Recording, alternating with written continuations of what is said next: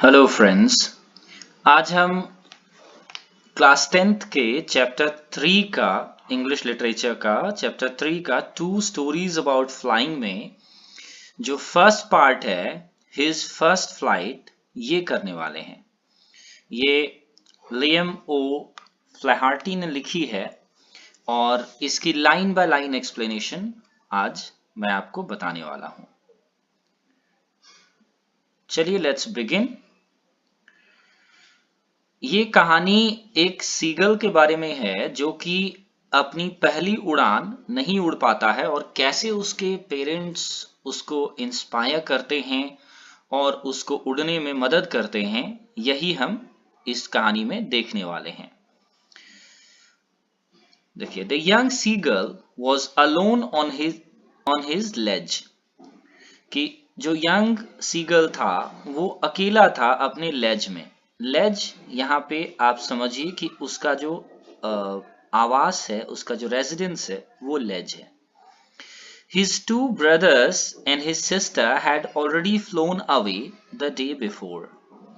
उसके दो भाई और उसकी जो बहन है वो ऑलरेडी उड़ चुकी थी।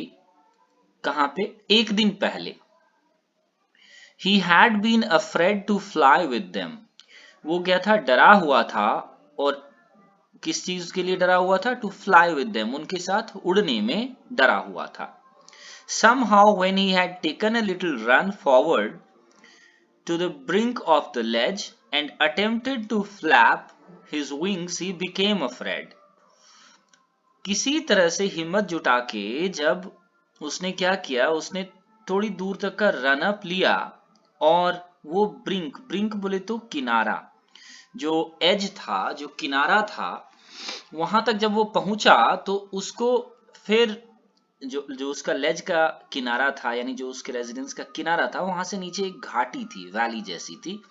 तो वहां जब वो किनारे पे आया तो और जब अटेम्प्ट किया फ्लैप करने का, यानी पंखों को फड़फड़ाने का, फ्लैप बोले तो पंखों को फड़फड़ाना, तो उस टाइम पे क्या हुआ? वो डर गया। He became afraid. वो बहुत ज्यादा डर गया और उड़ नहीं पाया। एंड और क्या हुआ उसके बाद? The great expanse of sea stretched down beneath and it was such a long way down, miles down. तो उसने जो देखा तो समंदर का जो विस्तार था, फैलाव था। ग्रेट एक्सपेंस, एक्सपेंस बोले तो फैलाव, जो समंदर फैला हुआ था चारों तरफ में, वो स्ट्रेच डाउन था। कहां? बीनीथ, यानी उसके नीचे। And it was such a long way down, और ये काफी लंबी दूर तक था। माइल्स डाउन, माइल्स तक, जहां तक दिखाई दे रही थी खाली समंदर था। He felt certain that his wings would never support him. उसको ये एकदम पक्का लग गया, सर्टेन लग गया कि उसके जो विंग्स हैं ना, उसके जो पंख हैं, वो उसको इस काम में सपोर्ट नहीं करेंगे। So he bent his head and ran away back to the little hole under the ledge where he slept at night. इसीलिए उसने क्या किया? उसने अपना सर झुकाया और कहाँ चला गया? अपने छोटे से होल में, जो जिस छेद में वो रहता था लेज के नीचे, जहां पे वो रात में सोता था, उसमें चला गया। ओके, उसके बाद even when each of his brothers and his sister, whose wings were far shorter than his own, ran to the brink. जबकि उसके हर एक भाई और उसकी जो छोटी बहन थी, वो तक भी, जिनके की पंख क्या थे? छोटे थे। वर फार शॉर्टर, उसके मुकाबले छोटे पंख वाले थे उसकी बहन जैसे, वो भी क्या हो गई? वो जो है सो किनारे से उड़ चुकी थी। Flap their wings and flu away, वो जो था किनारे पर जाके, ब्रिंक पे जाके अपने पंखों को फड़फड़ा के उड़ चुके थे। He failed to muster up courage to take that plunge which appeared to him so desperate. इन सब के बावजूद भी, जबकि उनके छोटे भाई बहन उड़ चुके थे, उसके बावजूद भी वो जो है बेचारा फेल हो गया किस चीज में? गैदर करने में। मस्टर अप बोले तो करेज को गैदर करना। जो करेज था, हिम्मत जुटाना था उसको, वो जुटा नहीं पाया और वो इस काम में फेल हो गया। उसके बाद क्या होता है, वो ये हिम्मत नहीं जुटा पाता है और ये जो अपनी जंप है, उड़ान है, वो उसके लिए कैसा लग रहा था, it appear to him desperate, ऐसा लग रहा था कि मतलब बिल्कुल बिना दिमाग वाला काम है ये, अजीब, डेस्परेट टास्क, मतलब जो कि बहुत ही वियर्ड है, जो करने लायक ही नहीं है, जो किया नहीं जा सकता। His father and mother had come around, उसके पिता और माता पास आ गए थे और calling him shrilly, upbraiding him, threatening to let him starve on his ledge unless he flew away, but for the life of him he could not move. और उनके माता पिता ने उसको क्या बुलाया, श्री, जोर से उसको कहा क्या, upbraiding him, upbraiding माने कि डांटा, उसको स्कोल्ड किया, काफी ज्यादा डांटा, उसको थ्रेटनिंग भी दी। क्या थ्रेटनिंग दी, क्या धमकी दी कि वो उसको स्टार्व करने देंगे। स्टार्व का मतलब होता है भूख से मरना, कि उसको भूख से मर जाने देंगे लेज में, यानी उसके रेजिडेंस में ही, अनलेस, जब तक कि वो वहां से उड़ता नहीं। अगर वो नहीं उड़ता है तो उसके माता पिता ने कहा कि हम तुम्हें भूख से मर जाने देंगे। But for the life of him he could not move, लेकिन वो अपनी लाइफ के लिए, अपनी लाइफ को बचाने के लिए नहीं उड़ पाया। दैट वॉज 24 आवर्स अगो, ये जो बात थी ना, ये उसके माता पिता ने जो ये काम किया था, ये 24 घंटे पहले की बात थी। Since then nobody had come near him, उसके बाद से कोई भी उसके नजदीक नहीं आया था। The day before, all day long, he had watched his parents flying about with his brothers and sister, perfecting them in the art of flight, teaching them how to skim the waves and how to dive for fish. उसके बाद से क्या हुआ कि कोई भी उसके नजदीक नहीं आया था। द डे बिफोर यानी एक दिन पहले, पूरे दिन क्या हुआ कि उसने देखा कि उसके जो पेरेंट्स थे सीगल के, वो उसके पेरेंट्स उड़ रहे थे उनके मतलब उसके भाइयों के साथ और उसकी बहन के साथ। किसके लिए, वो परफेक्ट कर रहे थे उनको, यानी वो सिखा रहे थे उड़ना। He was perfecting them in the art of flight, कि उनको अच्छी तरह से उड़ना सिखा रहे थे। और क्या सिखा रहे थे कि कैसे स्किम करना है, कि यानी स्किम करना, जब देखते हैं आप पक्षी जो उड़ता है ना, तो एक पंख नीचे एक पंख ऊपर करके जब राउंड राउंड शेप में अगर उड़े तो उसको स्किमिंग कहेंगे। तो वो स्किम कैसे करना है, किस तरह से उड़ान लेनी है, जो वेव्स हैं, जो लहरें हैं, उसके ऊपर किस तरह से उड़ान भरनी है, और एक अगर फिश पकड़नी है तो उसके लिए डाइव कैसे करना है, ये सब चीज उसके पापा सिखा रहे थे। He had in fact seen his older brother catch his first herring and devour it, standing on the rock while his parents circled around raising a proud cackle. तो उसने ये भी देखा था वास्तव में कि उसके जो बड़े भाई थे, उसने एक अपनी लाइफ का पहला जो था शिकार, यानी पहला मछली, एक हेरिंग फिश पकड़ी थी, और उसको वो क्या कर रहा था, डिवर कर रहा था, यानी खा रहा था। और डिवर माने खाना। तो वो कहाँ पे खा रहा था, स्टैंडिंग ऑन अ रॉक, एक चट्टान के ऊपर खड़े होकर वो खा रहा था। जबकि उसके जो पेरेंट्स थे उसको सर्कल कर रहे थे और उसको एक प्राउडली कैकल दे रहे थे, यानी एक हंसना को कहते हैं कैकल, यानी गर्व से हंस रहे थे उसके इस अचीवमेंट पर। And all the morning the whole family had walked about on the big plateau midway down the opposite cliff, taunting him with his cowardice. और पूरे मॉर्निंग जो था, पूरी फैमिली क्या कर रही थी, वो जो थे बिग प्लेटो पे वॉक करते हुए क्या कर रहे थे, जो ऑपोजिट क्लिफ था ना, जो उसके रेजिडेंस के, यानी जो उसका लेज था उसके ऑपोजिट साइड में जो एक क्लिफ थी, क्लिफ माने होता है एक जैसे पहाड़ वहाड़ की चोटी, छोटा सा टीला उसके ऊपर, और वो क्या कर रहे थे, टॉन्ट कर रहे थे, ताना मार रहे थे, किसको, सीगल को, इस सीगल को जो वो उड़ नहीं पा रहा था, उसकी जो कायरता थी, कावर्डिस थी कि वो उड़ नहीं पा रहा था, उसके ऊपर वो ताना मार रहे थे। The sun was now ascending the sky, blazing on his ledge that faced the south.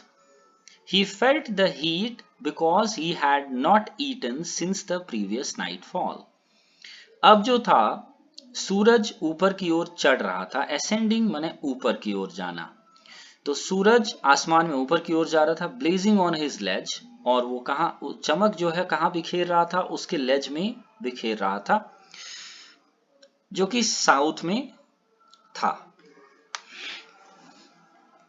उसका जो लेज था वो साउथ डायरेक्शन में उसका सामना, मतलब फेस जो था उसके लेज का वो साउथ डायरेक्शन में था।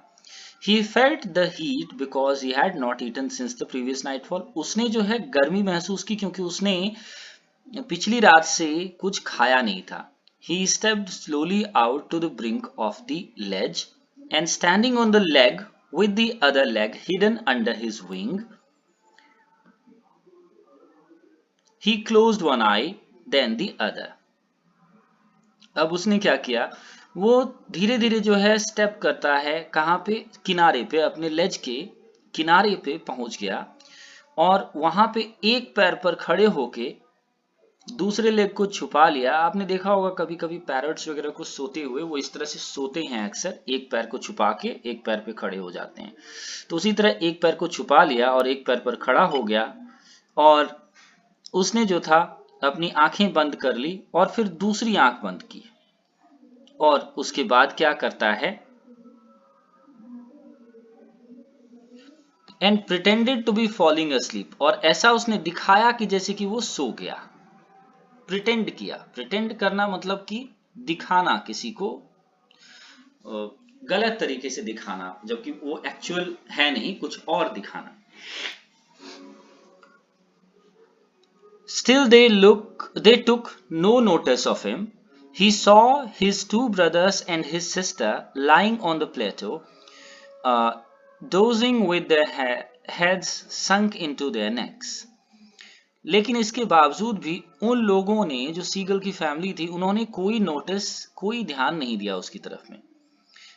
उसने देखा कि उसके जो दो भाई थे ना और उसकी बहन थी, वो प्लेटो पे डोज कर रही थी, यानी सो रही थी। कैसे डोज करना, माने सोना, सो रही थी कैसे, उनके जो हेड्स थे वो संक थे, यानी डूब गए थे, कहाँ, उनके नेक्स में, यानी कि गर्दन में अपनी सर को छुपा के वो सो रहे थे। His father was preening the feathers on his white back. वो आपने देखा होगा कभी चिड़िया को, वो अपने पंखों को चोंच से इस तरह से प्रीन करती है, इसको जो चोंच से वो अपने पंखों को कुरेदते हैं ना, उसको प्रीनिंग कहते हैं। तो सीगल का जो फादर था वो क्या कर रहा था, वही प्रीनिंग कर रहा था, किसको, अपने फेदर्स को, अपने पीठ पर। Only his mother was looking at him, सिर्फ उसकी जो मम्मी थी वो उसको देख रही थी। She was standing on a little high hump on the plateau, her white breast thrust forward. अब माँ तो माँ होती है भाई, तो उसकी जो माँ है ना वो उसको देख रही थी। She was, वो कहाँ पे खड़ी थी, थोड़ा सा एक हाई हम्प था, हम्प माने टीला, प्लेटो में एक छोटा सा थोड़ा ऊंचा टीला था, उसके ऊपर वो खड़ी थी, और उसके जो वाइट ब्रेस्ट थे, सीना था, वो आगे की तरफ थ्रस्ट कर रहा था, वो आगे की तरफ आया। Now and again she tore at a piece of fish that lay at her feet and then scraped each side of her beak on the rock. अब वो कुछ दिखाना चाह रही थी उसको, क्या कि बार बार वो क्या करती थी, वो एक फिश का जो पीस था, एक मछली का टुकड़ा था, उसको वो अपने पैरों के नीचे जो उसके पड़ा हुआ था उसको वो फाड़ती थी, वो टीयर करती थी, टीयर का पास्ट है टोर, तो उसको फाड़ती थी उस मछली के टुकड़े को, और उसके बाद वो क्या करती थी, अपने जो बीक थे ना उसको स्क्रैप करती थी। स्क्रैप करना मतलब यहाँ हुआ कि अपनी चोंच को साफ करती थी वो। जैसे आपने देखा होगा पक्षी जब खाते हैं ना तो वो चट्टान वगैरह पे अपने चोंच को रगड़ते हैं, तो वो उसी तरह अपने चोंच को रगड़ रही थी, अपने बीक को रॉक के ऊपर। The site of the food मैडेंड him, और ये देख के वो क्या हो रहा था, वो पागल हुआ जा रहा था सीगल। क्यों? क्योंकि खाना उसने खाया नहीं था, भूख लगी थी, इसीलिए वो खाना जो उसकी माँ उसको दिखा रही थी इससे वो पागल हो रहा था। How he loved to tear food that way, scraping his beak now and again to wet it. किस तरह से वो उसको ध्यान आता है कि वो किस तरह से उसको ये पसंद था कि खाना को इस तरह से फाड़ना, और उसके बाद उसको जो था स्क्रैप करता था, अपने चोंच को वो उस पे साफ करता था, उसको शार्पन करने के लिए, वेट करने के लिए। वेट माने उसको पैना करना। गा गा गा he cried begging her to bring him some food. अब जो सीगल है वो आवाज निकालता है, गा गा गा। ये देख रहे हैं, ये सीगल ने किस लिए आवाज निकाली? उसने बेग किया, उसने मांगा, किस लिए? खाना। किससे? अपनी मम्मी से। वो अपनी मम्मी को इस तरह से गा गा गा कह के चिल्लाकर वो खाना मांगता है। ये कहता है कि खाना मेरे लिए लेके आओ। गाओ कोल आ, she screamed back derisively. उसकी माँ ने जो है इस तरह से जवाब दिया उसको, गा कोल आह, इस तरह से उसको जवाब दे दिया कि एक स्टूपिड मैनर में उसने उसको जब मतलब उसको स्टूपिड दिखाते हुए जवाब दिया कि तुम बेवकूफ हो, तुम उड़ नहीं पाते हो, इस तरह से उसको उसके ऊपर चिल्लाई। But he kept calling plaintively, and after a minute or so he uttered a joyful scream. लेकिन इसके बाद भी वो बच्चा जो है वो क्या करता है, सीगल जो है वो प्लेंटिवली यानी कि दुखी होकर जो है बुलाता रह जाता है लगातार। और उसके बाद ही जो है 1 मिनट में क्या होता है, उसका जो ये दुखी वाला आवाज था ना वो बदल जाता है और वो एक जॉयफुल स्क्रीम हो जाता है। वो मतलब अब खुश होकर चिल्लाता है। His mother had picked up a piece of the fish and was flying across to him with it. उसकी माँ ने क्या किया था, उसने फिश का एक टुकड़ा उठा लिया था और वो उसकी तरफ में दौड़ी आ रही थी, उड़ते हुए आ रही थी। He leaned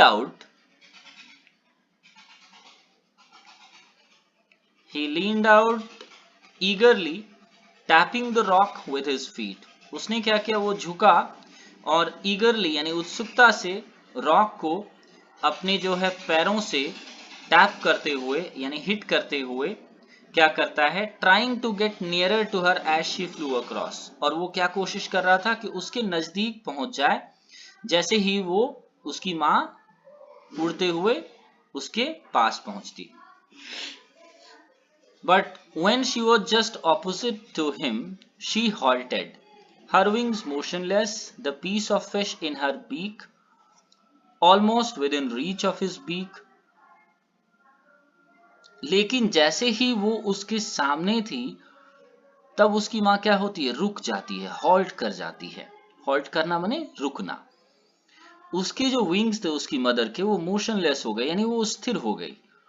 और जो अब वो जो फिश का टुकड़ा था ना उसकी चोंच में वो एकदम ऐसा था कि जो सीगल है वो उसको उसकी पहुंच के अंदर था। He waited a moment in surprise. अब जो सीगल है वो थोड़ा सा सरप्राइज में कि भाई क्या हो रहा है, ये माँ यहाँ तक पहुंच गई फिर मुझे देख क्यों नहीं रही है, एकदम करीब आके वो उड़ रही है। तो अब वो सरप्राइज्ड हो जाता है और थोड़ा सा वेट करता है। Wondering why she did not come nearer and then maddened by hunger, he dived at the fish. उसके बाद वो ये वॉन्डर कर रहा था कि भाई क्यों वो जो है सो नजदीक नहीं आ रही है और भूख भी लगी थी उसे, तो भूख के कारण से वो एकदम पागल हुआ जा रहा था और उसने आखिरकार क्या किया, गोता लगा दिया किसके ऊपर, फिश के ऊपर। With a loud scream, he fell outwards and downwards into space. एक जोर की चीख के साथ वो क्या करता है, आउट यानी बाहर की तरफ में और नीचे की तरफ में स्पेस में वो कूद जाता है, एक जोर की स्क्रीम के साथ, हिम्मत जुटा के। ये उससे भूख ने करवाया।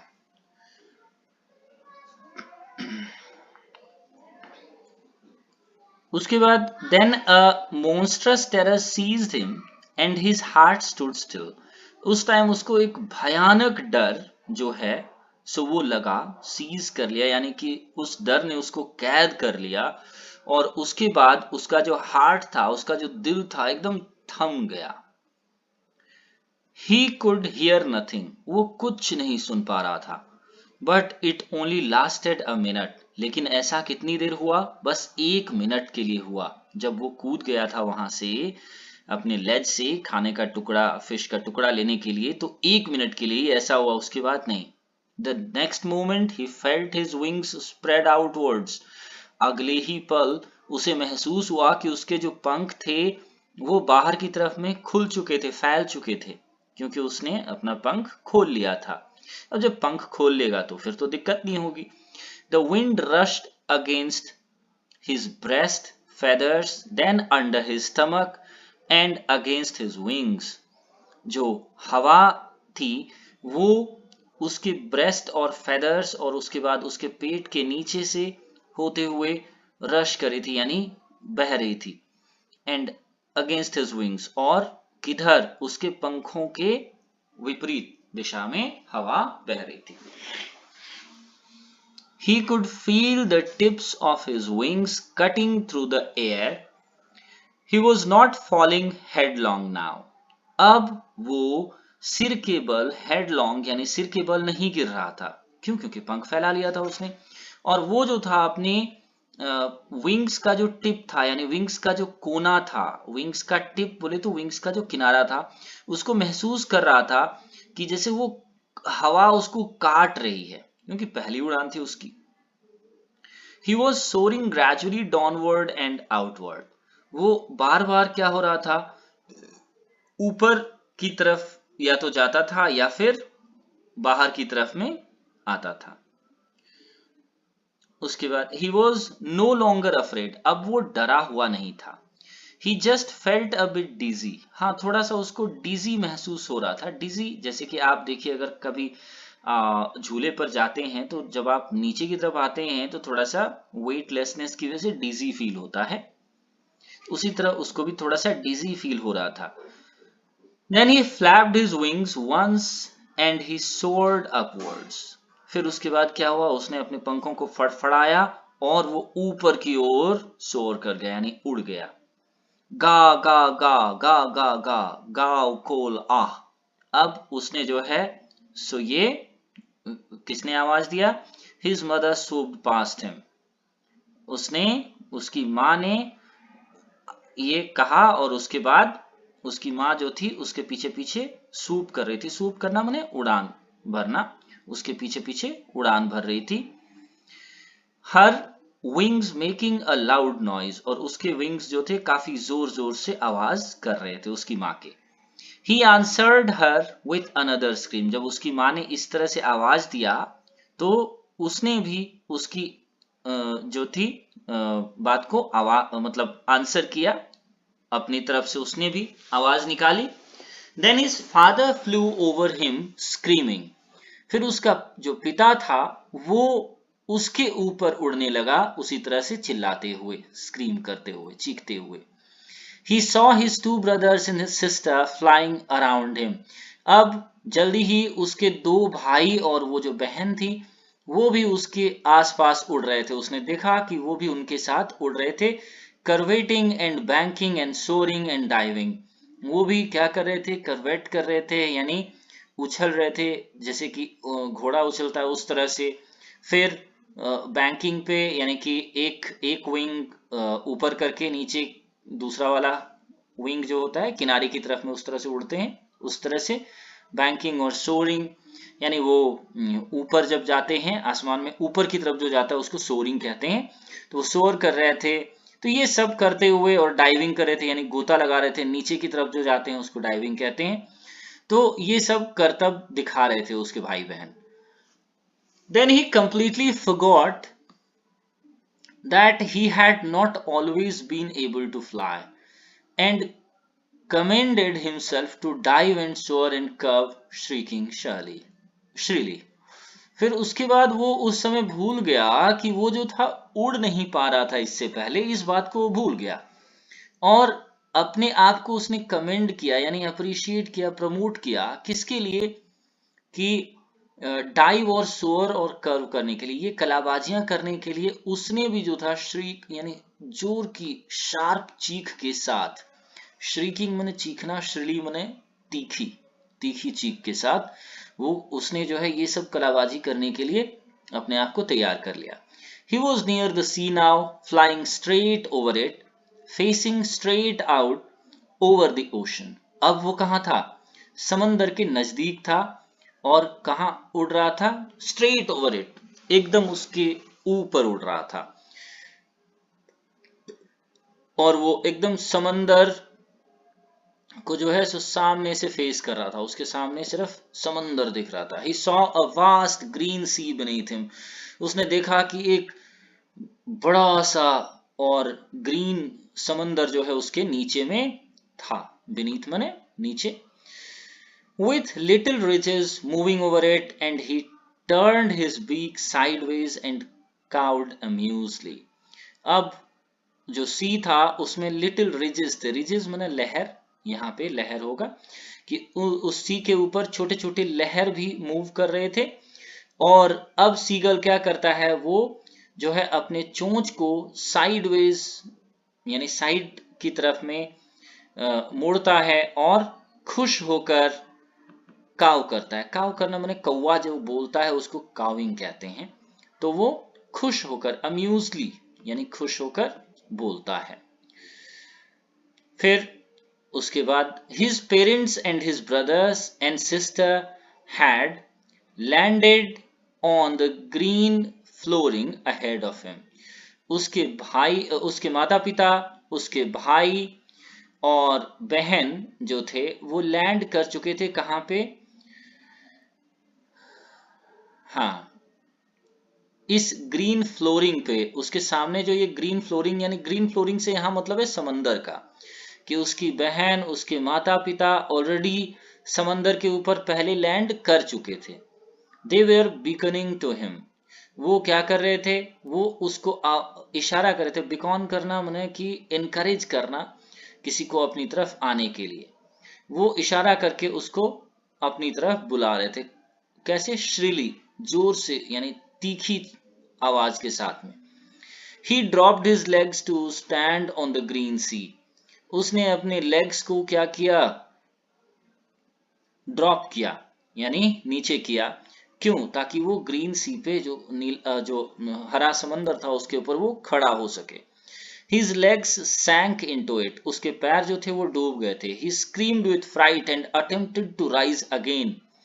अब वो डर गया फ्राइट से यानी डर से जो है वो चीखा, स्क्रीम किया और उसके बाद उसने प्रयास किया, अटेम्प्ट किया क्या कि फिर से ऊपर की तरफ उठे अपने विंग्स को फ्लैप करते हुए, फड़फड़ाते हुए. लेकिन he was tired, but he was tired and weak with hunger and he could not rise. Exhausted. लेकिन अब वो क्या था? अब वो थक चुका था, कमजोर हो चुका था भूख से और वो ऊपर नहीं उठ सका. वो एग्जॉस्टेड था. एग्जॉस्टेड माने थका हुआ. वो काफी थका हुआ था. By the strange exercise. ये पहली बार उसके लिए स्ट्रेंज एक्सरसाइज था क्योंकि ये पहली बार उसने उड़ान भरी थी, तो एक अलग तरह की कसरत थी, इसलिए वो थक गया था. His feet sank into the green sea, and then his belly touched it, and he sank no farther. यानी उसका जो पैर था वो डूब गया था ग्रीन सी में, सिर्फ पैर डूबे थे. उसके बाद उसका बेली जो था, उसका पेट जो था वो टच कर रहा था समंदर को, लेकिन वो जो था इसके आगे नहीं डूबा. इसके आगे no farther he could sink. He was floating on it, and around him his family was screaming, praising him, and their beaks were offering him scraps of dog fish he had made his first flight. अब वो क्या कर रहा था? Float कर रहा था समंदर के ऊपर, और उसके आसपास में उसकी फैमिली चीख रही थी, चिल्ला रही थी। किस लिए? तारीफ कर रही थी उसकी, और उनके जो बीक्स थे, उसकी फैमिली के जो सीगल्स थे, सभी के जो चोंच थे, उससे वो लोग ऑफर कर रहे थे, जो स्क्रैप्स थे यानी जो टुकड़ा था डॉग फिश का, उसको वो ऑफर कर रहे थे सीगल को। क्यों? क्योंकि अब वो अचीव कर चुका था, कुछ उड़ना सीख चुका था। He had made his first flight, ये उसकी पहली उड़ान वो भर चुका था। अब यहाँ एक सीखने वाली चीज है। देखिए, आप लोग अभी क्लास 10th में हैं। क्लास 10th का जो एज होता है, ये चैप्टर कुछ खास पर्पस से दिया गया है आपके इसमें सिलेबस में। इस एज में बच्चों को कई बातें, जैसे इस सीगल को अच्छी नहीं लग रही थी, उसके पेरेंट्स जो उसको कर रहे थे उड़ना सिखाने के लिए, जिस तरह से उसको लगता होगा ना कि टॉर्चर कर रहे हैं उसके पेरेंट्स, कुछ इसी तरह से इस एज में बच्चों को लगता है जब उसके माता पिता उनके साथ कुछ हार्ड स्टेप लेते हैं। लेकिन पेरेंट्स को ये जरूर पता होता है कि उनके बच्चे को मजबूत बनाने के लिए उन्हें स्ट्रांग होना पड़ता है। जैसे यहाँ पे आपने देखा सी गर्ल्स को किस तरह से मजबूत बनाया उनके माता पिता ने। अगर वो स्ट्रांग नहीं होते तो सीगल कभी भी उड़ नहीं पाता। तो इसीलिए आप भी अपने पेरेंट्स की ये फीलिंग जरूर समझें और उनको रिस्पेक्ट दें। ये वीडियो उम्मीद है आपने समझा होगा, पूरा देखा होगा, तो अच्छी तरह समझ गए होंगे चैप्टर को। अगर आपको कोई डाउट हो तो जरूर कमेंट करें। जल्दी ही हम अपने अगली वीडियो में मिलेंगे, और अगला वाला जो लेसन है इसका पार्ट 2 वो हम आपको लाइन बाय लाइन एक्सप्लेन करके सुनाएंगे। Thank you for watching. Have a great day.